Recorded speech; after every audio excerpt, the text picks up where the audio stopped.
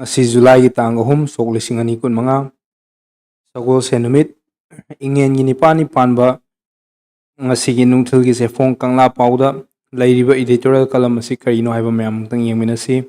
lairiba topic ki maming asina title maming asina drone bombing attack chathadi hairabasu attack the chenaba na faba title asi yamna fajari manung kari yawbagi haibadu mayam punna yengminasi Manipur da mamang sahi sok lising ani kulumdoi gi megi ahumdagi chin kuki jo narco terrorist singna Manipurgi apunba saktam thugairaga kuki singi oiba tongan balebak ama semnaba landarakhiba asigi matangda Indian government gi maikaidagi wathok asi mapan gi khut yaude wathok asi maitai amasung kuki ani gi marakta thokpa kanglup ki irangni haina lumna laudabadagi thong sathaduna leirakli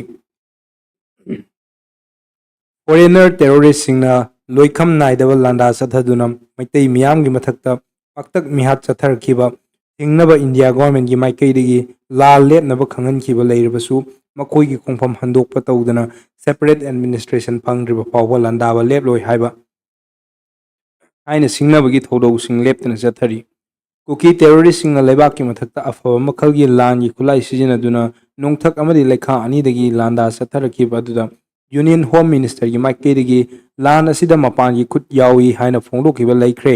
loinana Indian Army gi maikaidagi su lan asida kuki singi maikaidagi drone amadi missile attack chathaba leiti haiba wafam phongdorkhiba aduna wathok asigi matangda central government gi maikaidagi yonglei melei naiba midyeng chatharabra haiba nangtaknaba wahang leirakli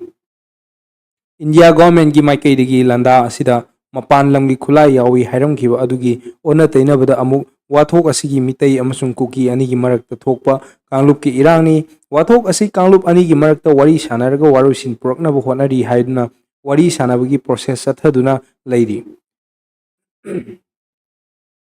apunbagi saktam kaiba yaroi haiduna maitai khunja singna mayoknaduna lan ngakpagi thodang lauramdrabadi apunbagi saktam machet tana kairamba yai Indian Security Force ki makok thongba thabaktagi pothagrapher singi maikaidagi maram icha chadana kuki singna landarakhiba asida misal amadi drone bombing attack chathaba leiti haina landarakhiba singbu kankhatnaba honaba leirabasu drone amadi misal attack ta siba amadi asok apan gi thodok matangda state amadi maruoina miyamgi maikaidagi NIA na inquiry chathanaba taksinba lei drone attack chathakhiba adu mamang sahi September amada Imphal West District ki Kautruk amasung Kadangban area da chathakibani thodok aduna nupi ama sihanki amadi macha nupi bu sohankiba aduda tenabani haiba Samuel Hongsanhau Wi-Fi kowa ama Special Court NIA Manipur 1 na ningthokaba numita judicial custody da remand pikre NIA na judicial custody da remand pikraba drone bombing da chenaba mioi adu Kangpokpi district ki manung chanba leimakhong manaki el lamlui khuldagini mahak NIA Imphal branch team amana June 12 da fakibani NIA na drone bombing da chenabagi damak faraga kaisum sangda thamduna serak pibagi thabak chatharkiba asina kuki singna drone bombing attack chathai haibagi mayek laraba khudamni masi phawbudo lan asida nongthakki lan drone bombing attack chathaba leiti haina lamhen tu henba terrorist sing makhatana kankhatuna thamnaba hona kigedoribra haibasini illegal immigrant chin kuki jo narco terrorist singna lebaki mathakta war crime chathaduna paktak mihat kaloinana yum kai mai thabagi thabak chathadringai gi mamangda logi wangmada terrorist singna miyoi kya ising ichawgumna pusillaktuna kunda leita hanba popi thaba drug sungba amadi drug lalonduna miyambu drug ki ipakta irang na handuna tinjang kaijang laba miyoi ngakta ohennaba lisang sena narco warfare satharak laba matung khanghauduna khulai gi landa satharakibani satharakhiba lan asigi manungda channa miyam chakhawda landa aduna national highway sing thingjalakhiba aduna maram oiraga miyam free movement yahandana thamba amadi singkhong siya singda leiba maitai singi lawfam sing makoina khudum chansinduna thamkhibadagi lawpu singna law unaba sangbada nongmai kaptuna athingba pibigi thabak satharakpa central government gi maikaidagi lamhen tuhenba singi mathakta military crackdown chathabagi mahutta makhoi mafamda haijan nonjabagi thong chathaduna leiribagi maram miyamda khangan pham thoi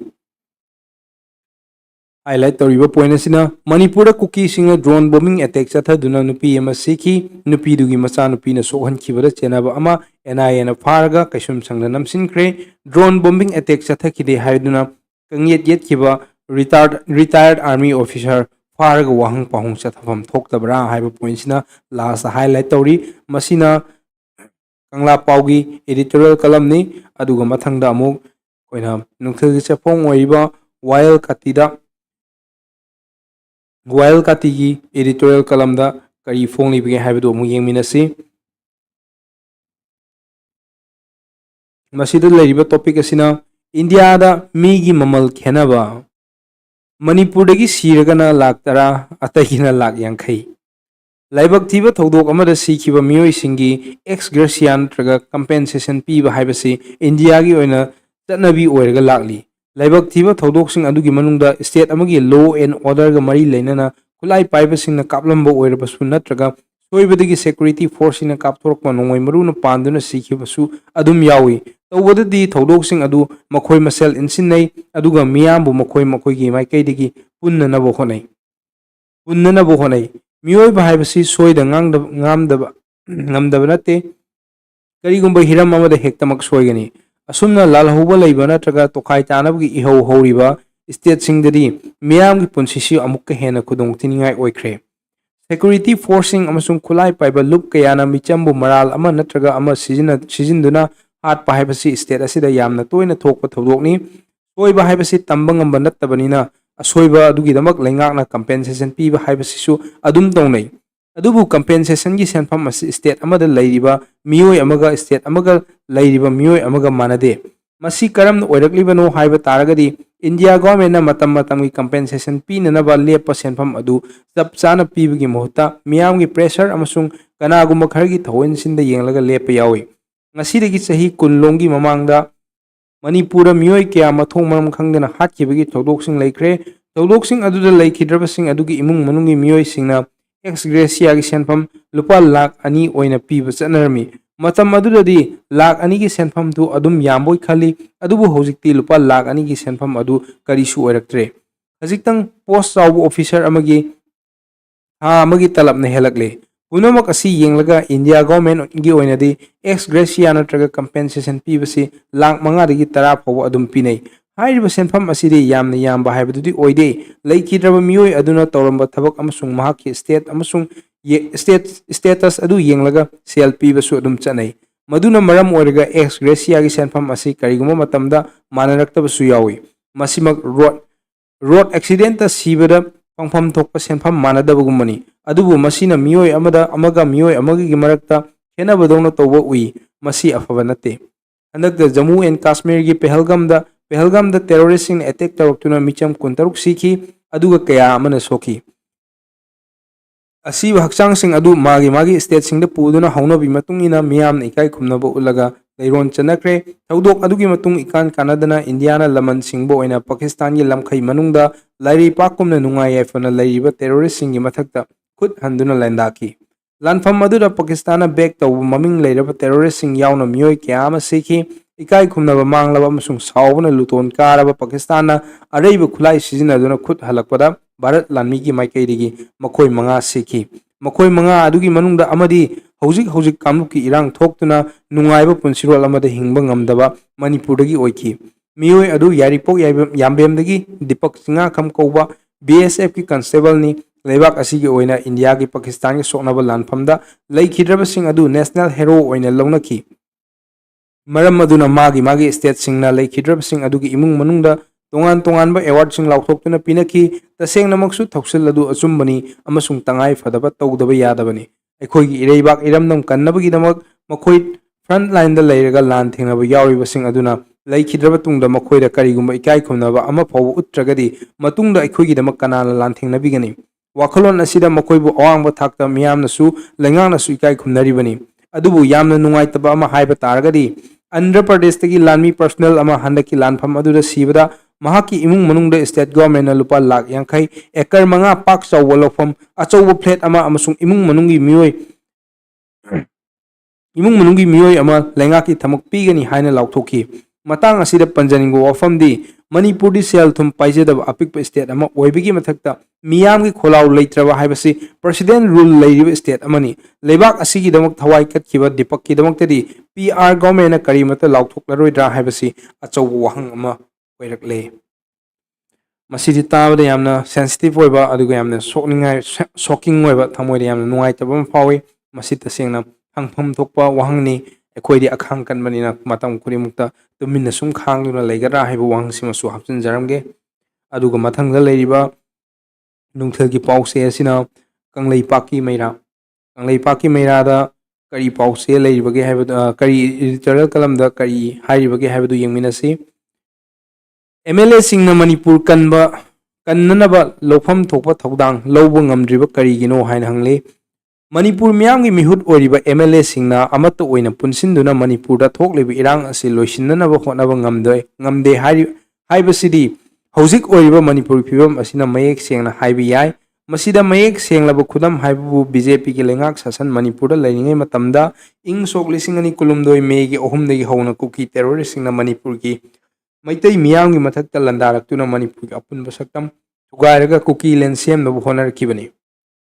अदुबु मतमदुगी BJP लेंगाकना Manipur तुगायनबु होनखिबा अफोंबा येकनबा मसक खंगलबसु मणिपुर कन्नबा लोफम थोकपा थौदांग अदु लौबा ngamdana लेखि मधुना मियामगी मिहुत ओरिबा BJP की MLA सिंग अमदी BJP दे सोगतपा अतोप political party की MLA ग पुनसिन्नदुना सेमखिबा लेंगाक अदुना Manipur कन्ननबगी थबक लोखतपा ngamdabadagi Bharat लेंगाकना BJP की Manipur लेंगाक अदुबु मुथतलगा Manipur PR थमजिनखिबने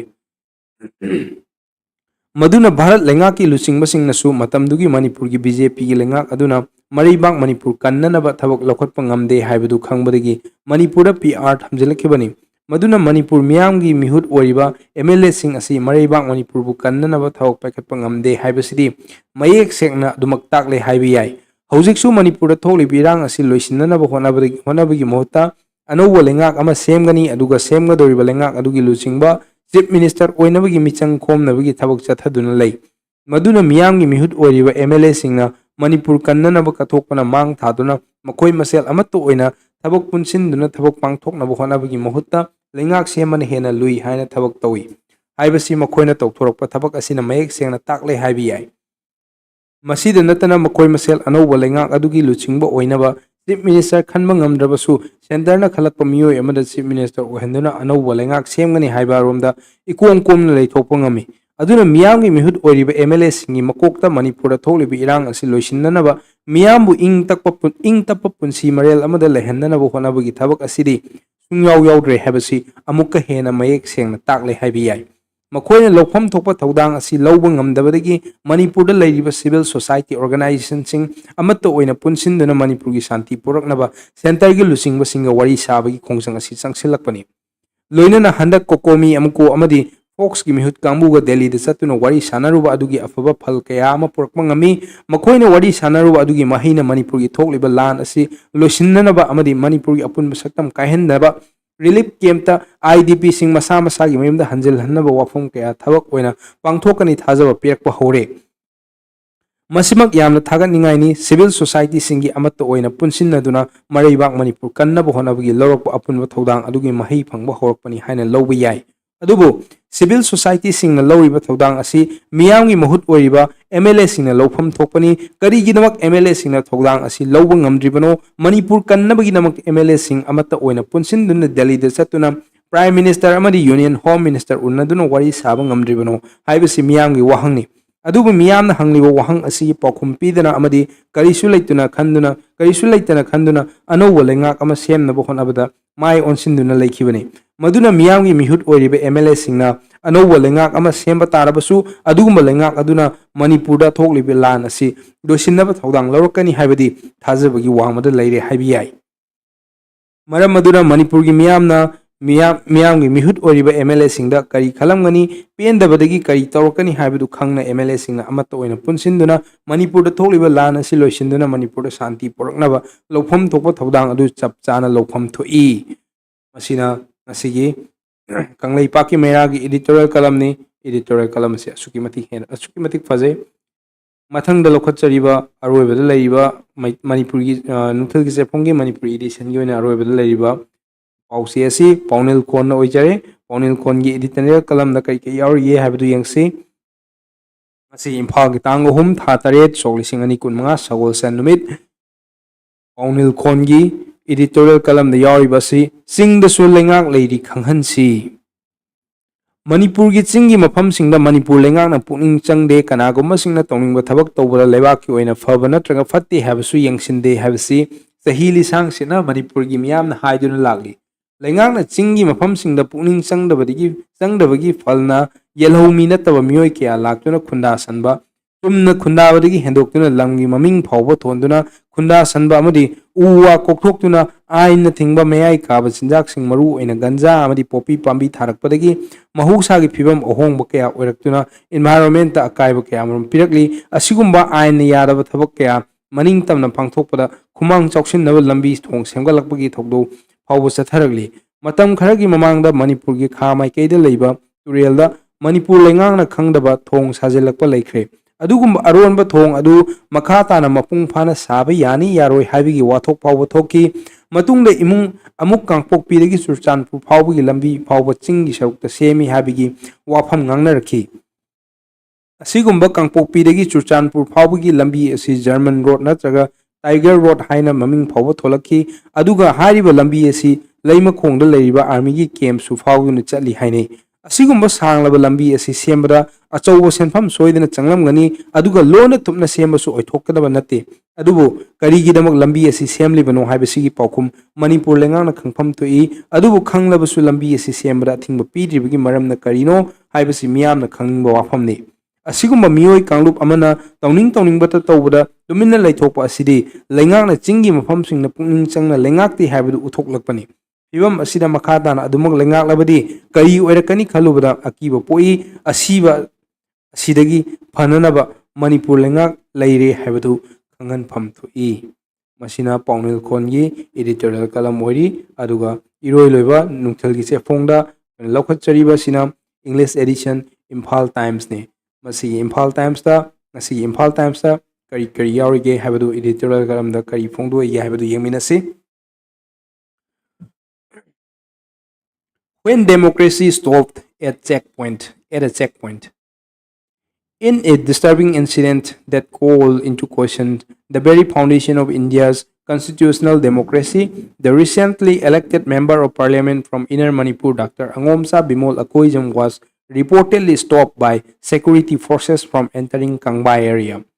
An internal part of this own constituency, this act, whether under explicit orders or as a byproduct of a systemic failure, is more than just an administrative lapse. It is a direct affront to the democratic right of both the representative and the represented, and raises deeply troubling questions about erosion of civil liberties in Manipur. Article 19(1)(d) of Constitution of India guarantee every citizen the fundamental right to move freely throughout the territory of India.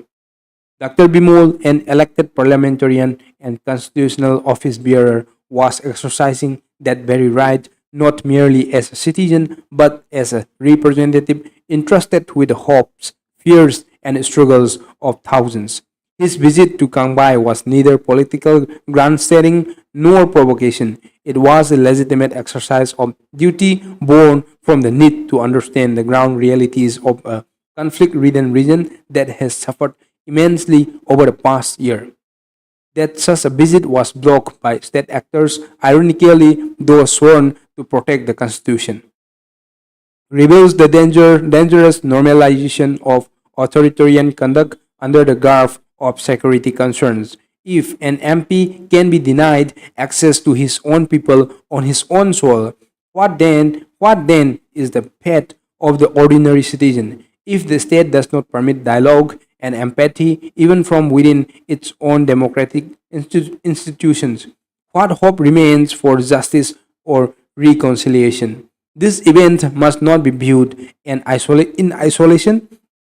It reflects a grim continuum of policies and practice that have reduced large swaths of Manipur into zones of exceptions,